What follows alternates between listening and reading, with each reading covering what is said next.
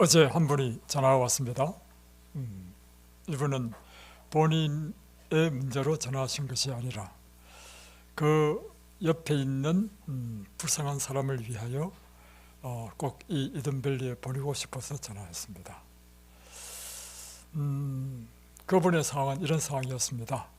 당뇨를 관리를 못해가지고 결국에는 엄지발가락 하나를 잘랐습니다. 그 정도면 굉장히 당뇨가 심한 거죠. 당뇨가 심하면 반드시 망가지는 것이 있습니다. 신장이 망가지고요, 심장에 쇼크가 올 수 있습니다. 그래서 당뇨는 굉장히 무서운 질병입니다. 그래서 여러분이 당이 있으면 당을 빨리 해결해야 됩니다.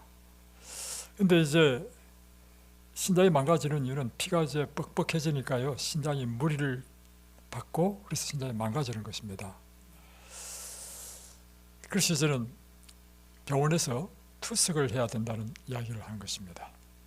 그러니까 이 전하신 분은 우리 재림교인인데, 제가 이곳에서 있다 보면 참 재림교인들은 너무 착해요. 왜냐하면 이곳에 있는 안타까운 사람들을 위해서 그저 이곳에 그것도 자기 돈 들여서 보내려고 하는 사람들도 있더라 하니까 참 저게 일하다 보면 감동을 많이 받아요. 근데 문제는요, 이런 사람들은 절대 안 옵니다. 절대로 이든밸리 안 옵니다. 그 이유가 뭔지 아십니까? 여러분이 이 천연치료로 치료받기 위해서는 두 가지 조건이 갖춰져야 됩니다. 첫 번째는 무엇인가 하면 나 자신이 고침을 받아야 되겠다는 의지가 있는 사람이 고침을 받습니다. 본인 자신은 의지가 없어. 근데 옆에 사람이 안타까워. 이런 사람은요, 대책이 없습니다. 제가 이야기했습니다. 집사님, 그분 절대로 안 올 겁니다. 그리고 우리도 받아줄 수 없습니다. 지금 그 정도 상황이면 이곳에서 어쩔 수 없습니다. 두 번째, 천연치료를 우리가 치료받기 위해서는요, 두 번째 조건이 있습니다. 그것은 하나님의 방법을 따라야 됩니다. 여러분의 질병이요, 병원에서 고칠 수 있으면 이든밸리 안 옵니다.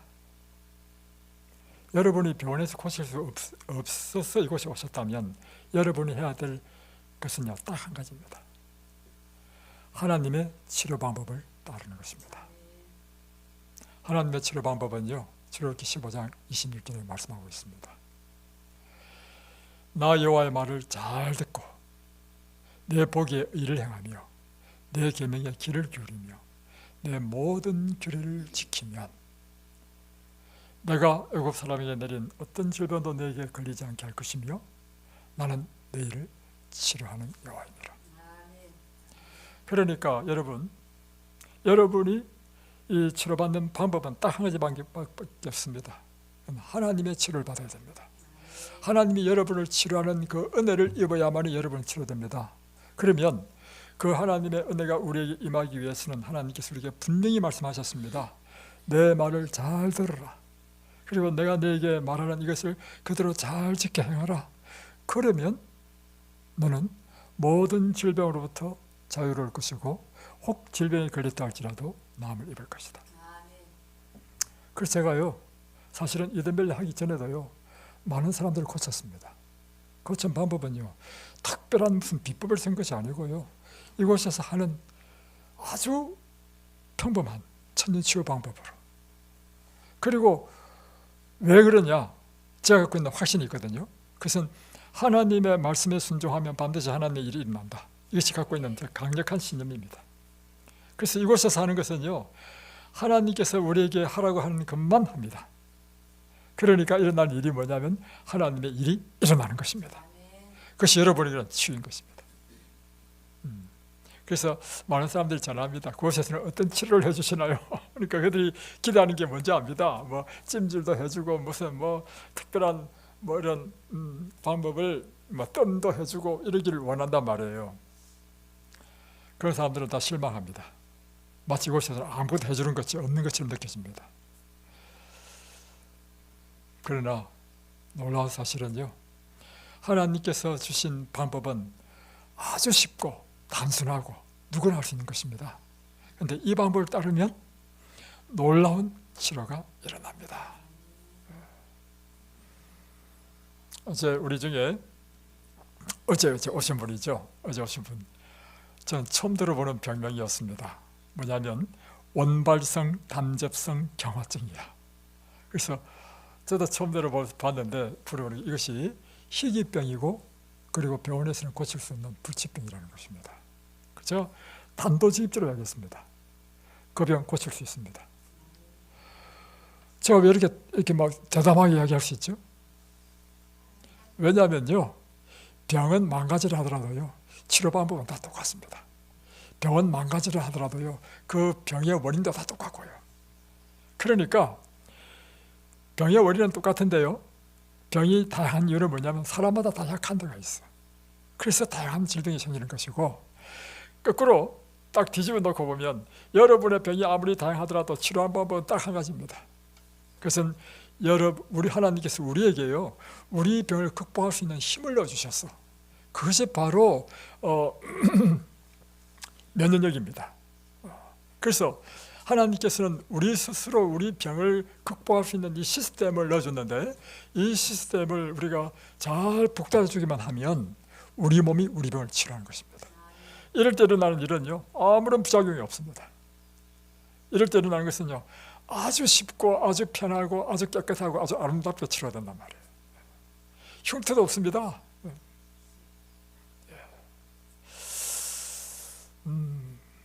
그래서 제가 찾아봤습니다. 원발성 담즙성 경화증이 뭐냐 찾아보니까요, 이야, 그거 참 희한하더구만.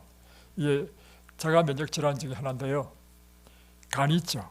간이 중요한 기능을 합니다. 모든 소화액을 다 내고요, 해독작용을 다 하는 게 간이고요, 간이 망가지면 사람 죽습니다. 그래서 간이 굉장히 중요한데, 간도 굉장히 큽니다. 우리 몸의 신체에서 그만큼 중요한 일을 하기 때문에.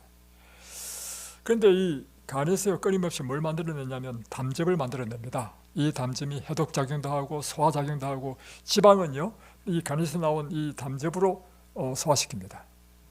그래서 이 담즙이 안 되면 무엇이 소화가 안 되느냐면 지방이 소화가 안 됩니다. 그래서 담즙에 문제가 생기면요, 고지혈이 됩니다. 왜냐하면 지방이 소화가 안 돼가지고 피 속에 지방이 둥둥 떠다니는 거라. 근데 이제 이 병이 뭐냐면, 간에서 각 세포가 있을 거 아니에요. 간. 다 우리 몸이 다 세포니까 간 세포에서 이제 이런 소화액 물질을 만들어내면 아주 작은 세미한 관으로 그 담즙을 흘려보낸단 말이에요. 그러면 좀 더 큰 관이 그걸 다 담아서 다시 쭉 하고 해가지고 결국에는 어디로 보내냐면 썰기로 보내. 그러면 썰기에서 그걸 딱 담아놨다가 필요할 때마다 쫙쫙 분배해 주는 거예요. 아무 때나 흘러나오면 안 되겠죠. 소화시킬 때 필요할 때만 담즙이 나와야지. 그래서 썰기가 필요한 거예요. 그런데 이 원발성 담즙성 경화증이란 뭐냐면, 우리 몸의 T임파구가 뭘 공격하냐면 그 세미한, 간의 세포에 있는 세미한 그 담관을요, 공격해가지고 그게 막혀버리는 거라. 그럼 어떻게 되겠어요? 담즙이 안 나오죠. 그러니까 일어나는 일은 뭐냐면 지방이 소화가 안 돼. 그러니까 고지혈증이 일어나고, 그러니까 에너지의 생산이 잘 안 되니까 피로해지고, 또 하나는 뭐냐면 간 자체는 어떤 문제가 생기느냐면, 이게 간즙이 안 나가니까 이 간즙 생긴 것이요, 거꾸로 자기 간을 또 파괴시켜버려요. 그러니까 간의 섬유화가 일어나고 간 경화가 일어나고, 더 나아가면 간암이 되는 것입니다. 그러면 간암 걸리면요, 제일 유일한 방법은 간이 이식밖에 없다는 것입니다. 그러면 여러분, 이런 캐셔마크가 있을 거 아닙니까? 왜 이 적을 공격해야 될 이 T임파구가 왜 자기를 공격하냐 말이에요. 우리가요, 여러 가지 이유로 스트레스를 받거나 과로하거나 해서 면역이 떨어지게 되면, 면역세포가 정상적인 기능을 하지 못하는 것 중에 하나가 뭐냐면 자기 세포와 병균을 구분 못할 때 일어나는 것입니다. 그래서 사실은요, 어떤 사람이 쓴 걸 보니까 잘못 쓴 게 있는데, 자가 면역 질환은 면역 기능이 너무 세가지고 그거 아닙니다, 여러분. 절대 그렇지 않습니다.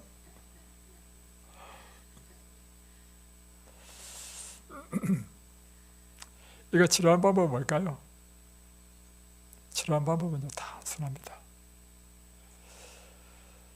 여러분이 간에 문제가 생기고 뭐 다른 어떤 걸 하더라도요, 치료 방법은 똑같은데요, 여러분이 다시금 건강한 삶의 양식대로 자고 일어나고 일하고 먹고 쉬고 물 마시고 햇빛 쬐고 여러분이 건강한 생활 양식대로 살게 되면 우리 몸은요, 급격한 변화가 일어납니다. 그리고 모든 비정상적인 것이 정상으로 돌아가면서 모든 것이 해결되는 것입니다. 이거는요, 약 먹는 것, 그러면 약 먹는 것 절대 치료하지 못합니다. 의사가 한 말이 이런 불치병이었습니다. 왜냐? 약을 주는 것은 뭐냐면 정상을 완화시키는 것입니다. 고지혈? 그러면 고지혈을 어떻게 분해시키는 약을 주는 것이고, 다음에 뭐 또 이런 여러 가지 그 문제로 일어난 정상들이 있죠. 그 정상들을 해소하기 위한 처방약이야, 처방약. 약은 여러분을 치료하지 못합니다. 그 원리를 아셔야 됩니다. 때로는 너무 갑갑하고 급할 때는 약간의 도움을 받기 위해서 한 번씩 먹을 수는 있지만 그 약을 계속해서 먹어서 여러분의 병은 낫는 것이 아니라는 것입니다. 자, 그랬어요. 제가 단도직입으로 낫는다 했죠. 그 이야기한 이유는 뭐냐면 낯선 경험이 있기 때문에 그런 것입니다. 자, 그렇게 해서 뭐 온발성 담적성 경화증을 내가 고친 건 아니고요. 똑같은 자가 면역 질병이 여러 가지가 있습니다. 예를 들면 류마티스 관절염도 자가 면역 질병이고요. 경직성 척추염도 자가 면역 질병이고요. 또 루퍼스도 자가 면역 질병입니다. 그래서 경직성 척추염 환자는요, 몸이요 점점 굳어오는 것입니다. 굳어가지고 사람이 걷는데요, 저는 그 환자를 직접 봤습니다. 로봇처럼 걸어. 여러분 이런 사람 봤습니까? 이런 사람 봤어요? 여기를 봐야 돼. 그러면 이렇게 하면 되잖아요. 이게 안 돼. 그러니까 이렇게 봐야 돼. 차에 왔는데 얼마나 무서운지. 그런데요, 그를요 이곳에 사는 것처럼 5일 동안 금식시키고 다음에 보식하고 정상 식사하면서 운동시키고 물 마시는 법 가르치고 나중에는 이 사람이 골프 치러 다녔습니다. 골프는 뭐 이렇게 해가지고 골프 칠 수 있습니까, 여러분? 또 어떤 환자가 왔냐면요, 경직성 척추염이 너무 심해가지고요, 아침에 침대에서 일어나면 자기 힘으로 못 일어나. 남편이 반드시 이렇게 해줘야 돼. 나이도 70대 중반이야. 그런 사람도 고치지도록 하니까 그래가지고 몸이, 그러니까 누가 이렇게 해줘야 돼. 관절염이 너무 심해가지고 손도 못하는 사람 왔단 말이에요. 그런데 놀라운 사실은요, 그런 70 중반의 사람들도요, 이렇게 건강생활을 딱 시키니까 자기 힘으로 일어나. 손이 다 풀렸어. 또 여기에 2년 전에 온 그분은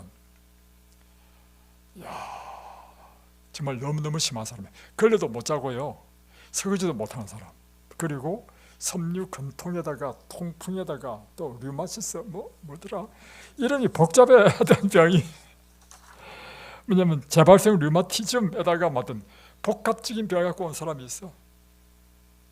계단도 못 올라가는 사람. 여기 있어요. 맞고 갔습니다. 그래서 이대로 이제, 그러니까 막 계단도 잘 뛰어다니고 다음에 막 설거지도 다 하고 완전히 풀렸어, 몸이. 그래가지고 이제 집에 갔단 말이야. 집에 가가지고 이대로 계속 했어. 나중에 카톡이 왔는데 병원 가니까 다 정상이라는 것입니다. 그러니까 제가 이야기했죠. 자매님 사진을 좀 찍어야 되겠습니다. 사진 좀 보내달라 했어요. 그러니까 안 된대. 왜냐하면 자기가 지금 초등학교 교사인데 자기 이 병이 알려지면 학부모들이 싫어한대. 그래서 내가 얘기했죠. 자매님, 당신이 주님을 위하여 순교자의 정신으로 사람들이 이렇게 간증할 때 사진 딱 띄워주면 얼마나 더 확실하겠습니까? 절대 안 된대. 그래서 포기했습니다. 자, 다시 정리합니다. 여러분의 질병이 무엇이든지 여러분이 질병을 낫는 방법이 있습니다. 첫 번째는 여러분 자신이 의지를 가져야 됩니다. 그래서 제가 우리 진호 형제를 위해서 저 젊은 친구가 얼마나 체격도 좋고 잘생기고 이래요. 그리고 내가 어저께 처음 들었네, 아버지한테. 바둑도 뭐 2단인가 이렇고요. 고등학교 때는 배드민턴 선수로 나와가지고 도대표에서 우승하고요. 오, 하셔서 나 또 처음 들었네. 그런데 이 좀 정신적으로 좀 병이 나가지고 좀 어려웠잖아요. 그래서 제가 이 친구를 살리기 위해서 또 검사해봤어. 검사해보니까 그것에서 첫 번째가 뭐냐면요, 본인이 내가 반드시 이 질병으로부터 극복되고 반드시 나아야겠다는 의지가 있어야 난다는 것입니다. 이게 성경적이에요. 왜냐? 예수님께서 베데스다 연못가에서 38년 된 중풍병자에 가서 하신 첫 마디가 뭐냐면 내가 낫고자 하느냐.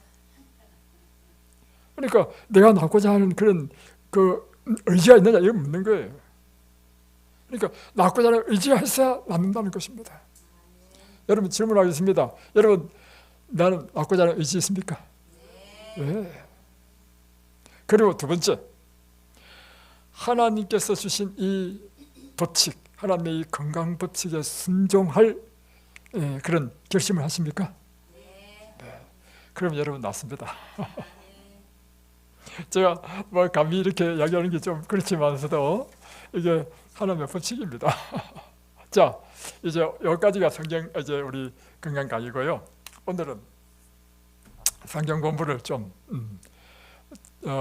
제목 소개를 좀 하겠습니다. 그것은 여러분의 자존감을 높이라는 것입니다. 제가 왜 이 설교를 준비했느냐?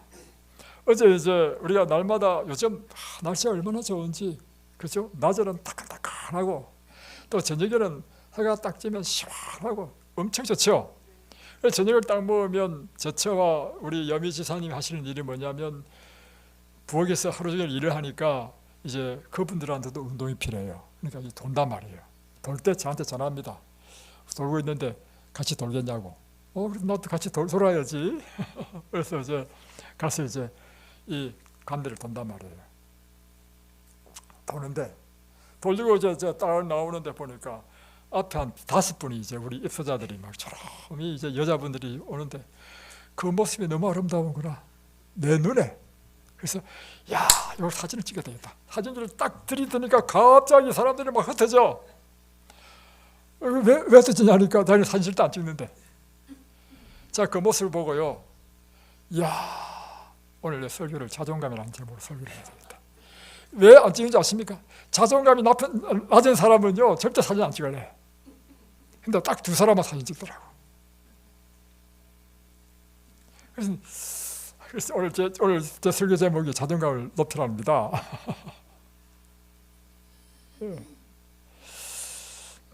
어느 날 저를 사랑하는 한 집사님으로부터 전화를 받았습니다. 그래서 막 이분이 막 열이 나가지고 막 이렇게 하는 거예요. 이런 짓은 뭐냐면 그 집사님은 저를 잘 알고 또 옛날에 같은 교회에서 오래 생활했고 저를 사랑하는 집사님인데, 그분이 친정 어머니를 돌보기 위해서 공주로 내려갔어. 그리고 저는 또 교회 개척한다고 이제 이미 또 다른 길 갔고 오래 떨어져 있었지만 옛날에 그 같이 살았던 것은 교회 생활했던 건 다 알잖아요. 근데 어떤 분이 자기한테 전화가 왔는데 저를 나쁘게 막 이야기하더래. 그러니까 자기는 이제 자기 아는 이제 저는 아주 좋은 사람을 알고 있는데, 그래서 자기가 그래서 그 사람한테 막 나무랬대. 그리고 나서 또 화가 안 풀려 나한테 전화 온 거야. 지금 그 어떤 사람이 나를 그렇게 나쁘게 이야기하더라고. 근데 문제는 제가요 화가 안 나는 것입니다. 그리고 오히려요 저를 나쁘게 이야기했던 그 자매를 다 알거든요. 그런데 사람이 이렇게 뭐 하려면 싸움 일을 하려면 같이 만나고 늘 만나고 무슨 뭐 관계를 형성돼야 뭐 싸울 일도 있을 거 아닙니까? 근데 그 자매는 만날 일도 없어. 몇 년 동안 만나지도 않았어. 근데 그 자매가 왜 나를 그렇게 쓸데없이 이렇게 나쁘게 했을까? 이야기했을까? 그게 오히려 캐셔마크야. 그러면서 딱 생각드는 게 뭐냐면 그 자매가 참 불쌍하다. 왜냐하면요 자존감이 높은 사람은요 절대로 다른 사람 흠 안 봅니다. 맞죠? 자존감이 낮은 사람일수록요 다른 사람 막 흠을 봐. 왜 그러냐면 그래야 자기가 상대적으로 올라간다 생각하는 거라. 두 번째, 제가 한 교회에서 이제 목회를 할 텐데 줄초상이 났습니다. 줄초상이란 일주일에 두 건의 상이 일어났어. 그러니까 제가 막 한 군데 열심히 막 입관 예배드리고 다음에 뭐 하고 난 다음에 또 저쪽에 가서 또 입관 예배 또 드려. 또 이쪽에 와가지고 이제 하간 예배 드리고 또 저쪽에 가서 하간 예배 드려. 그래서 일주일을 완전히 막 자멸시 치려고 풀로 다 했어. 그 끝난 데가 금요일 저녁이었습니다. 그래서 금요일 저녁에 저희들을 다 태워주고 그래서 맨 마지막 한 장로님을 이제 딱 내려드리고 우리 집을 가려고 하는데 장로님이 극구 자기 집에 가서 과를 좀 먹고 가시라는 겁니다. 선생님 또 약속도 있고 했는데 뭐 그 사랑의 강구를 못 이겨가지고 그럼 제가 뭐 한쪽만 먹고 가겠습니다 하고 이제 엘리베이터를 탁 아파트니까 하는데 제 책에 전화가 왔습니다. 전화 와가지고 잠깐만요. 제가 지금 엘리베이터 타거든요. 제가 여기서 방문하고 난 다음에 전화 드릴게요 하고 딱 끊었단 말이에요. 그리고 이제 올라가가지고 잠깐 하고 나서 이제 우리가 집으로 왔는데 그날 저녁에 저녁 식사가 또 약속이 돼 있었어. 그래서 급하게 옷 갈아입고 또 이제 저녁 식사하는 자리에 가서 또 식사하고 또 재밌게 하하호 하다가 이제 집에 오니까 없어. 그래서 이제 제 차가 생각이 나가지고 이제 그때가 한 6시 됐는가 5시 한 됐는가 그때 한 벌써 한 4시간 정도 지난 다음에 전화를 했단 말이에요. 이분이요 화가 잔뜩 나가지고 내가 못 배워서 나를 무시했죠.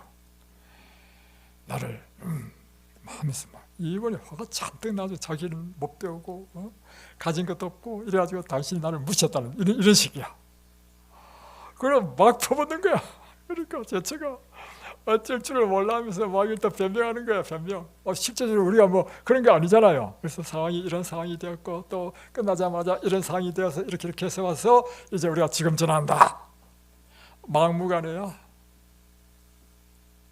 그래가지고요 1시간을 설득을 해가지고 겨우 이제 설득시켰어. 근데 이런 일이요 이분은요 한 번만이 아니라 너무너무 자주 일어나. 이분의 문제는 뭔지 아십니까? 사람이 자존감이 낮으면요 다른 사람의 말을 잘 오해합니다. 잘 삐집니다. 잘 섭섭하게 생각합니다. 자존감이 높은 사람은요 절대로 섭섭하게 생각하지 않습니다. 삐지지도 않습니다. 내가 꽉 차고 내가 자신감이 있는데 다른 사람이 웬만한 말이에요 상처도 안 입는단 말이에요. 근데 자존감이 낮을수록요 상처도 잘 입어. 교회 문제를 일으킨 사람은 다 자존감이 낮은 사람들이라. 세 번째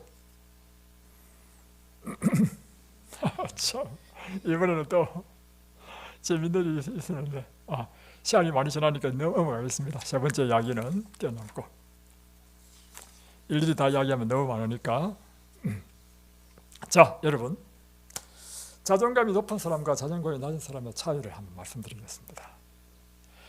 자존감이 높은 사람은요 모든 일에 자신감이 있습니다.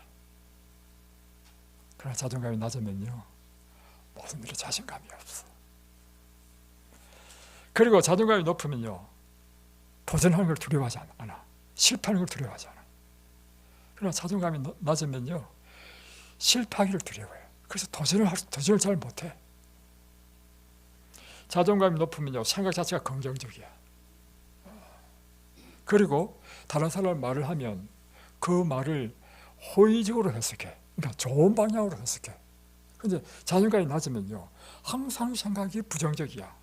그래서 다른 사람 말하면요 꼭 그걸 비틀어서 생각해. 그래서 잘 삐져. 잘 섭섭하게 생각하고.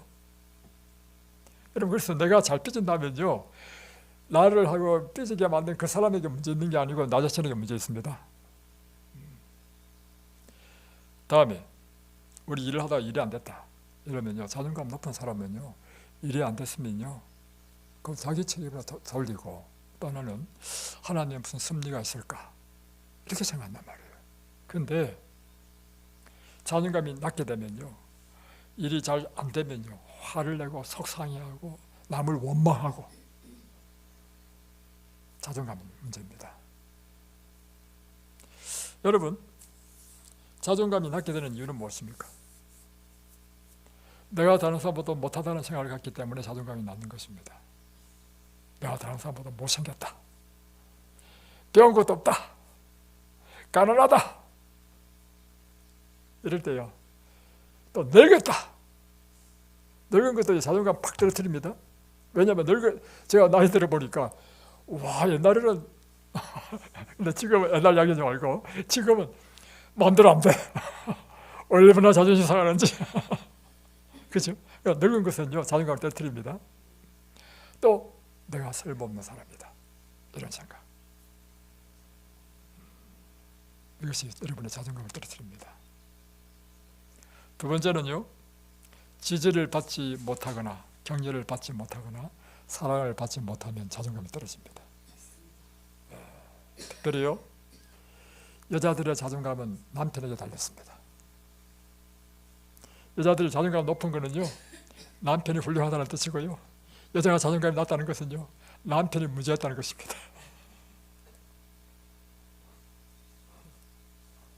그리고 자녀의 자존감은요, 부모에 달렸습니다.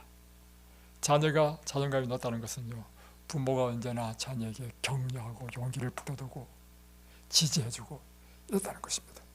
그런데 자녀가 자존감이 낮다는 것은 뭐냐면, 언제나 부모가 자녀를 지휘받고 그냥 길을 죽이고 노상을 나무래고, 이런 아이가 어떻게 자존감이 높을 수 있습니까, 여러분?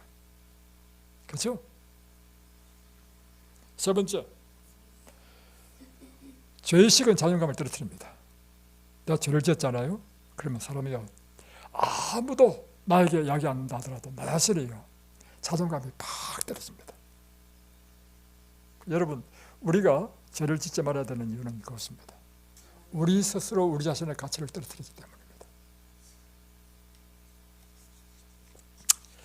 도덕적으로 죄를 지었을 때, 도덕적인 죄가 아니라 하더라도 저 같은 경우에는 제 체에게 버럭, 요즘 그렇지 않지만 젊었을 때 버럭 화를 내면요, 나 자신이 그냥 너무 창피해, 내가 그런 인간밖에 못 되나 생각이 들어가지고, 그게 뭐예요? 내 자존감을 떨어뜨리는 거 아닙니까? 또요, 다른 사람을 비난하거나 험담하는 이런 것은요, 나 자신의 가치를 떨어뜨려요. 자존감을 떨어뜨려요. 그러면 어떻게 우리는 자존감을 높일 수 있을까요? 그것은요, 창조의식을 갖고 있을 때 우리는 우리 자신의 자존감이 높아집니다. 그게 뭐냐면, 나는 이 세상에 오직 유일무이한 존재다. 여러분, 저처럼 이렇게 생긴 사람 이 세상에서 만나본 적 있습니까? 못 만났죠. 그래서 저는 굉장히 존경한 사람이에요. 왜 다이아몬드가 여러분 비싼지 아십니까? 똑같은 돌인데요, 다이아몬드가 희귀하기 때문에 비쌉니다. 여러분, 제가 존경한 이유는요, 이 세상 70억 인구 가운데 저 같은 사람은 딱 한 사람밖에 없습니다. 그래서 저는 굉장히 존경한 사람입니다. 맞습니까? 사람들은 그런데 늘 자기의 다른 사람과 비교한다는 것 자체가 뭐냐면 자기 창조의식이 부족하다는 것입니다. 비교하고, 나는 왜 키가 작을까? 나는 왜 뚱뿔까? 나는 왜 야렸을까? 기억하십시오. 박정희는요, 키가 작았습니다. 나폴레온도 키가 작았고, 처칠은 뚱보였습니다. 여러분, 키가 기록도 하나, 잘생긴 사람 중에 대통령 된 사람 별로 없더라고. 그죠? 어떤 사람은, 특히 여자들은 외모에 관심이 많죠. 그래서 약간만 내가 좀 코만 높았으면 내 인생이 바뀌었을 텐데, 이런 게 있잖아요. 근데 여러분, 엘렌 G 화이트는요, 13살 때 돌에 맞아서 코뼈가 무너져 버렸고 얼굴이 상했습니다. 그뿐만 아니라 여러분 사진을 보면 입술은 투박하죠. 머리는 금발이 얼마나 좋아. 미국 사람 금발도 많은데 이 사람은 흑색이야. 그러다 얼굴도 까마잡잡해. 생긴 것도 내가 볼 때 못생겼어. 그러다 미국 사람들 키가 큰데 이 사람은 키도 작아. 150밖에 안 돼요. 160도 안 돼.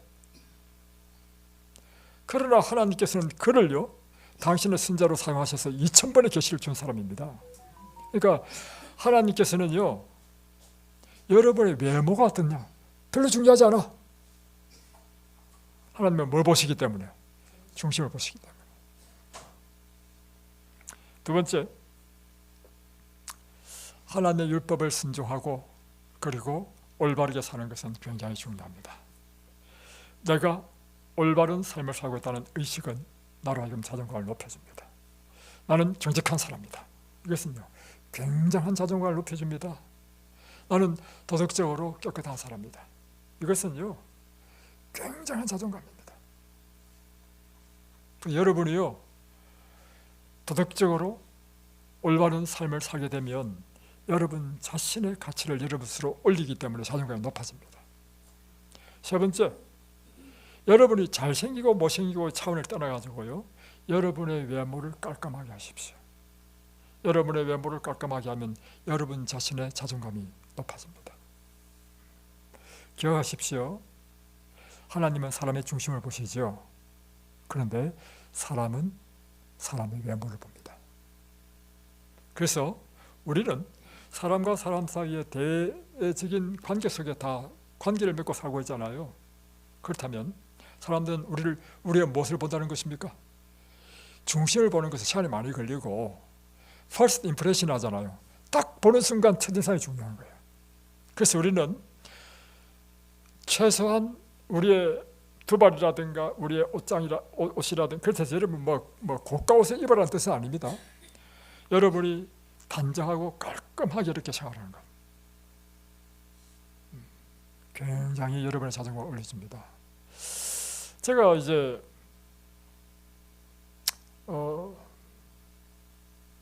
성지순례를 갔는데요. 그때 제 처의 이모부님과 함께 이제 한방을 쓰게 됐습니다. 한 33명이 갔는데 이제 그때 이제 호텔에 이제 잘 때마다 2명씩 잤는데 제 이모부님과 함께 잤습니다. 제 처의 이모부님 목사님이십니다. 그분은 연세가 저보다 한 20살인가 이렇게 많으시고 저는 그때 30대 중반이었습니다. 그런데 제가 깜짝 놀랐습니다. 뭐냐면 아침만 되면 이분이요 성지순례 하는데 그 짐도 많은데 그 짐 속에 다리미를 넣어가지고 아침마다 옷을 다리는 거라. 저는 그게 이해가 안 됐어요. 왜냐하면 젊음 자체는요 아름다움입니다. 젊은 사람은요 다릴 필요도 없어요. 그냥 구겨한 것 입으면 그것이 멋이야. 청바지도 찢어진 거 입으면 이게 늙은 사람이 입으면 주책이고요 젊은 사람이 입으면 멋이야. 젊은 자체가 아름다움이야. 근데 제가 어느덧 그때 이해 안 됐단 말이에요. 어느덧 나이가 쫙 들면서 제가 하는 일이 뭔지 아십니까? 저는 반드시 와이셔츠는요 다리미로 다릴 수 있습니다. 왜냐? 제가 직접 빨래하거든요. 요즘 이든벨리 와가지고 제가 빨래를 하기 시작했습니다. 왜냐하면 그전에는 빨래라는 걸 해본 적이 없습니다. 근데 이든벨리 따와 보니까 제가 너무 고생해요. 그러니까 제 마음에 뭔가를 좀 도와주고 싶다.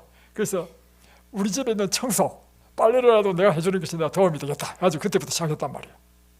근데 빨래를 해보니까요 와이셔츠는요 사실 다릴 필요 없습니다. 왜냐하면 싹 빨래가지고 그 세탁기에 다 해주잖아.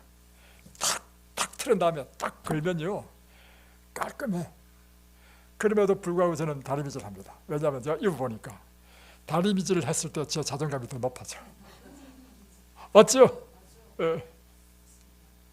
그래서 저는 머리도 제가 옛날에는 이렇게 자주 안 깎았는데 요즘 자주 깎습니다. 왜냐하면 덥수룩한 것이 이게 나한테 자존감을 높이지 못해. 그래서 항상 깔끔하게. 두 번째, 또 네 번째, 여러분의 주변 정리를 잘 하십시오. 제가 복귀하면서 방문해 보니까요 우울증 환자의 특징이 있는데 그제 방문했는데 완전 쓰레기 집이야. 제가 이제 환자들 이제 우리가 교인들을 방문하다 보면 이런 사람 저런 사람 있잖아요. 그래서 교인의 자녀가 우울증 환자였을 때 갔는데요. 와, 식탁에 막 짐이 이만큼 있는 거야. 이것저것 막 쌓아가지고 저 방에다 막 엉망진창이야. 우울증 환자가 그래서 자존감이 낮는 것입니다. 인생 살기 싫거든. 인생 살기 싫으니까 이게 뭐 청소하고 정리하고 할 마음도 없어. 근데 여러분 여러분 주변을요 깔끔하게 정리하고 언제나 깨끗하게 하면요 여러분 자신이요 굉장히 프라우드해집니다. 자존감이 높아집니다. 우리 집 두 사위가 있는데 우리 집 큰딸 작은딸 두 사위가 있어요. 두 사위가 다 자존감이 높아. 근데 보니까 특징이 뭐냐면 두 사위 특징은요 깔끔해. 그래가지고 우리 딸이 있으니까 아주 고생합니다. 남편이 더 깔끔해가지고. 근데 보니까 그 깔끔한 사람은 자존감이 높더란 말이에요. 여러분 또 여러분의 자존감을 높여주는 것이 있습니다. 여러분이 건강하면 자존감이 높아집니다. 여러분 원기왕성한 것은요 엄청난 자신감을 줍니다. 그런데 우리가 이렇게 아프고 몸이 약하잖아요. 자연히 자신감이 떨어지고 자존감이 떨어집니다. 그래서 여러분 날마다 운동하십시오. 운동하게 되면 일어나는 일인데 마음속에 강한 자신감이 일어납니다. 지금은 어떤지 모르겠지만 제 처의 이모님이 하와이에 살고 계시는데 제 처 이모님은요 그 당시 70 몇 세 때예요. 날마다 하루에 10km씩 달리기 한 사람입니다. 날마다. 아주 건강하죠. 건강하니까 이 자존감이 높아지는 거예요. 지난번에 이제 우리가 재림 집회로 이제 우리 곽성길 목사님하고 또 김일환 목사 왔죠. 김일환 목사가 딱 앞에 설교하는데 보니까 이야 자존감이 굉장히 높더구만. 딱 태도 자체가 말이에요. 자신감 만만하고 그 자존감은 여러 가지 요소가 복합되어 있지만 그 중에 하나가 뭐냐면 그는요 육체적으로 굉장히 건강한 삶을 삽니다. 보니까 막 신체도 막 이렇게 근육이 있잖아요. 근데 이야기 들어보니까요 하루에 스쿼트를요 1000개를 한다. 1000개. 근데 기가 막혀가지고 한번 할 때마다 334개를 한다네. 곱하기 3 하면 1000개가 돼. 그래서 그게 가능하냐고. 가능하대. 한번 할 때마다 334개를 하네. 그러면 땀이 비오듯이 온대. 그러니까요 나중에는요 딱 늦게만 누우면 한 번도 깨지 않고 아침에 잠을 잔다. 그러니까 이런 몸에 강인한 것이요 그에게 자신감 불어일으키는 것입니다. 여러분 그래서 여러분이 날마다 운동하고 여러분의 건강한 것을 위해서 여러분이 운동하는 것은 굉장히 중요한 일이다. 여러분 꼭 건강하셔야 됩니다. 또 하나는 여러분이 자존감을 높이려면요 날마다 성경을 읽으십시오. 왜 성경을 읽으면 자존감이 높아질까요? 성경은 우리에게 말합니다. 너는 특별한 사람이다. 내가 너를 창조했다. 저는 사실 자존감이 낮았습니다. 왜 낮았냐면 부끄러운 이야기인데 제가 뭐 어쩔 수 없죠. 태어나 보니까 나는 이제 이런 부모님 밑에서 태어났으니까 딱 태어나 보니까 우리 아버지 어머니가 너무 가난하고 우리 아버지 어머니는 두 분 다 초등학교밖에 안 나오셨습니다. 그러니까 할 수 있는 직업이라는 것은 막노동밖에 없는 것이죠. 그런데 또 우리 어머니와 아버지가 사이좋게 이렇게 행복하게 살았으면 또 괜찮은데 날마다 싸우셨습니다. 그러니까 제 어렸을 때 어떤 마음이 들었냐면 왜 나를 낳았냐? 이런 원망. 그러면서 왜 살아야 되는지 이유를 알지 못하는 거야, 내가. 그러니까 항상 인생이, 나는 그냥 생물학적으로 아버지와 어머니의 생물학적 결합에서 존재하는 존재이고 내 삶의 의미, 목적이 없는 존재로 이해했단 말이에요. 그러니까 제가 할 수 있는 일은 뭐냐면, 가난하니까 어릴 때부터 열심히 공부하는 것밖에 저는 할 일이 없었어. 그래서 열심히 공부해가지고 어떤 간에 뭐 학교도 졸업하고 이렇게 해가지고 살았단 말입니다. 그러다가 제가 대학교 4학년 때 성경을 보게 됐습니다. 성경을 딱 보면서 처음 깨달은 게 뭐냐면, 하나님께서 나를 창조하셨구나. 하나님께서 이 세상을 창조하실 때 그 창조 사역 중에 하나가 뭐예요? 아담과 하와도 창조했죠. 아담과 하와를 창조했다는 의미는 바로 나를 창조했다는 거예요. 와, 내 삶의 기원, 내가 생물학적 존재가 아니라 나는 하나님께서 특별하게 창조하신 창조물이다. 그럼 나는 누구의 어떤 존재가 되느냐면 하나님의 자녀가 되는 거예요. 저희는 엄청난 충격이었습니다. 그건 저희는요, 천둥 같은 일이었습니다. 와, 제 인생을 완전히 바꿔버렸습니다. 내가 이렇게 존귀한 존재네. 그 제 인생의 목적이 무엇인지 저한테 분명히 가르쳐주는 거라. 그리고 또 하나는, 날마다 성경을 보니까 이 성경은 저한테 이야기하기를, 나는 너를 만민 가운데 택했다. 내가 너를 존귀한 자로, 한번 볼까요? 이사야 43장.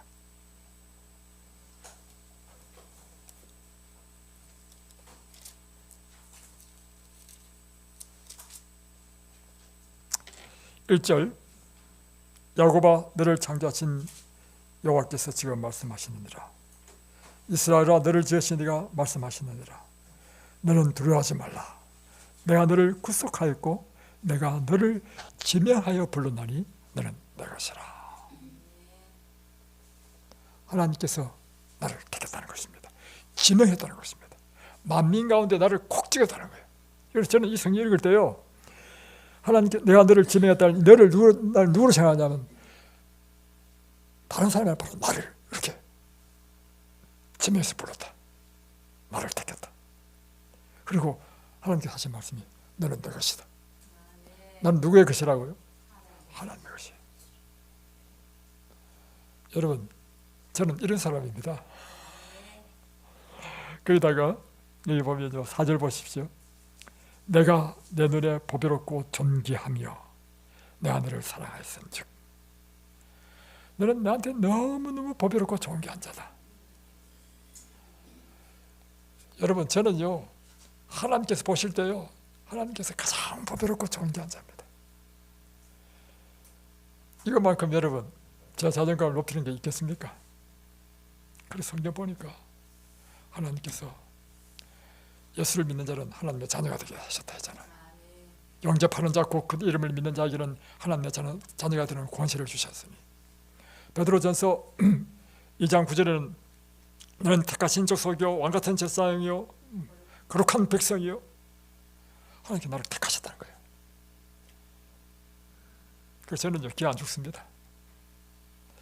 사실요, 인간적으로 볼 때는요, 인간적으로 생각해 보면요, 제 자신도 생각해 볼 때 볼품이 없어. 왜냐하면 사람이 너무 말랐어.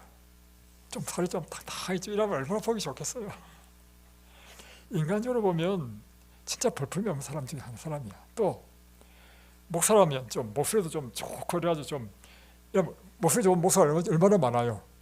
그래 얼마나 좋겠어. 목소리도 별로야. 그렇지만요, 저는 절대 기죽지 않습니다. 왜 그런지 아십니까?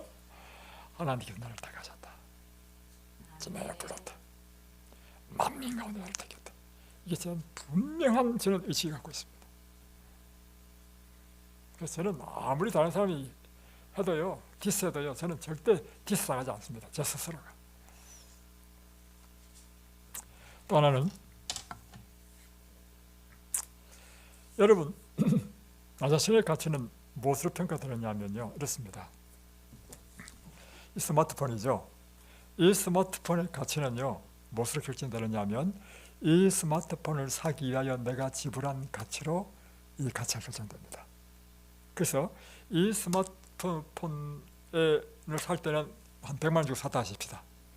제 노트북은요 200만 원 주고 샀습니다. 무엇이 더 가치 있죠? 노트북이 더 가치 있습니다. 왜냐하면 더 많은 비용을 지불했기 때문에.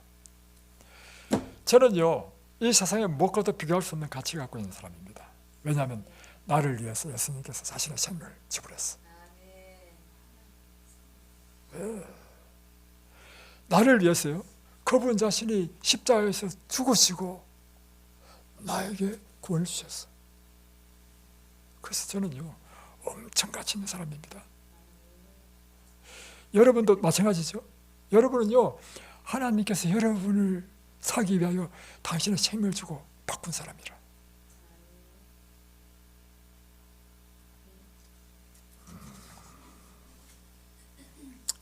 또 한 가지는 이것입니다. 하나님이 보시는 관점으로 보라는 것입니다. 자신이 생각하는 가치와 하나님이 보시는 가치는 다르다는 것입니다. 우리 자신이 우리 자신을 바라보면요 정말 한심할 짝이 없습니다. 왜냐하면 우리는 언제나 연약해서 그렇게 결심하지만 결심이 무너지고 또 실수하고 범죄하는 죄인이잖아요. 사실은 예수님의 피를 그때마다 의지해서 용서는 받지만, 그런데 하나님께서 보시는 관점으로 보면 온 천하도 바꿀 수 없는 가장 고귀한 존재라는 것입니다. 저는 탕자의 비유를 볼 때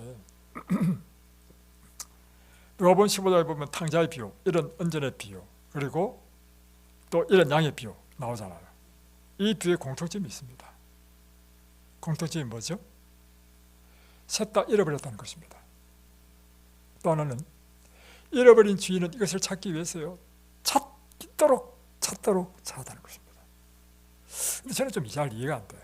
왜 이해 안 되냐면 10개 중에 하나 잃었는데 그것보다 더 100마리 중에 한 마리 잃은 가지고 그렇게 찾아놨었는가?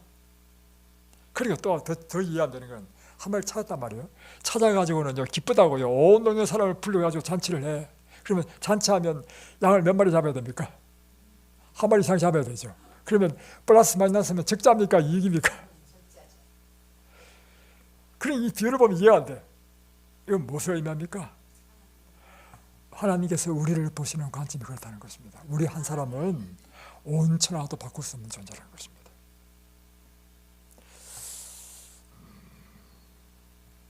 그래서 예수님께서는 오셔가지고 하시는 것이 뭐냐면 우리가 생각할 때 이해 안 되는 사람들, 세리, 창기, 죄인들, 그리고 38년 된 중풍병자, 이런 병자들을 찾아다니면서 구원하신 일이에요. 잘 이해 안 되죠? 하나님의 관점으로 볼 때는요 그 사람이나 죄를 안 짓고 근사하게 사는 사람이랑 똑같이 보신다는 것입니다. 자, 실물 교훈을 한번 보여드리겠습니다.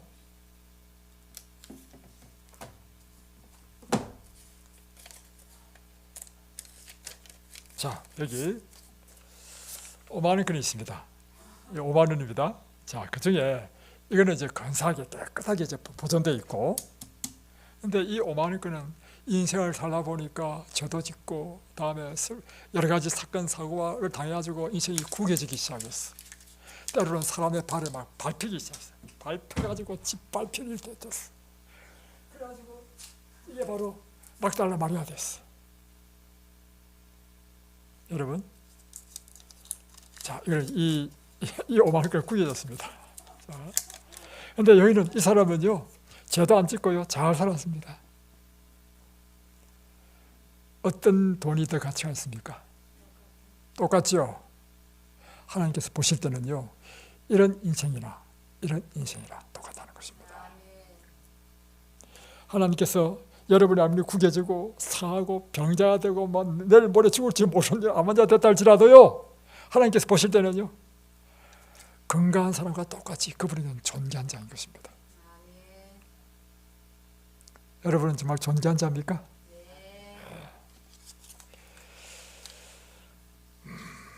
여러분, 하나님은 여러분을 사랑하십니까?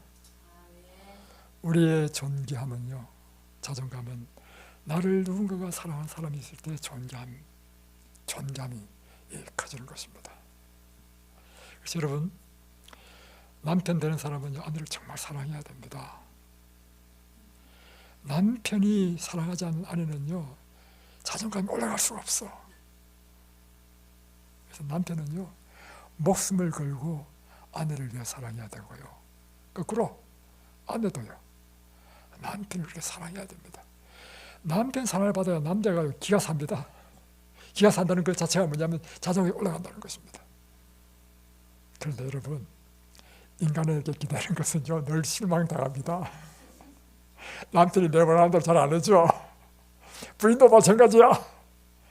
그래서 우리는요 누구에게 의지해야 되냐면 하나님께 의지해야 되는 것입니다. 하나님은 우리를 사랑하되요 변덕이 없어. 그대의 남편은요 변덕이 많습니다. 하나님은요 변덕이 없고 영원하신 분이라. 그리고 남편은 능력이 없을 수 있어.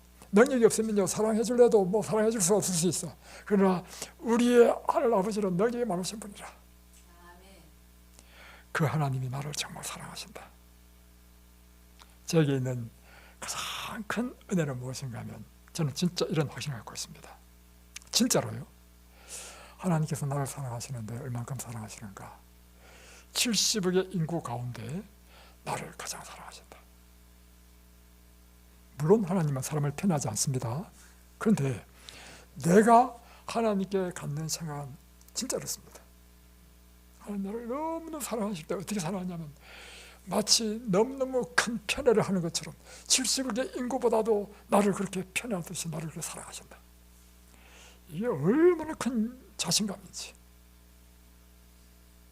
여러분, 그래서 제 태도에 보면 자신감이 넘치죠. 그것은 저한테 있는 것이 아니라 내가 뭐 잘났기 때문이 아니라 보시 아까 이야기했잖아요. 제가 인간적으로 보면 볼품 없잖아요, 솔직히 이야기하면.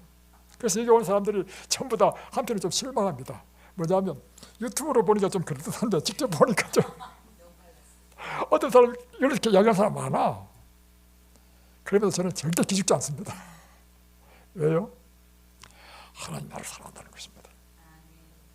여러분, 하나님 여러분 사랑하십니까? 이제 여러분 자존감이 높아졌습니까? 네. 그렇게 사십시오. 네. 70억 중에서 나머지 사람보다 사람들 더 사랑한다는 그 더라는 생각을 어떻게 갖게 되시는지. 그것은요 내 삶 가운데 하나님께 받은 은혜가 너무 커. 그게 뭐냐면 제 간증이 되는데요.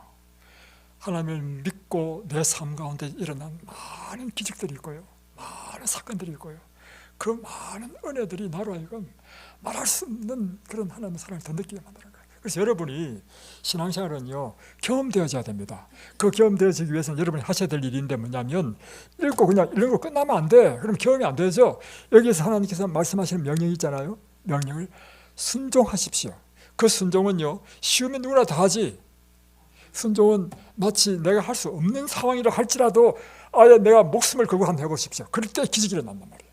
그런 기적을 여러분이 경험하게 되면 어떤 일이 일어나냐면 하나님이 나의 진짜 개인적인 하나님이 되는 거예요.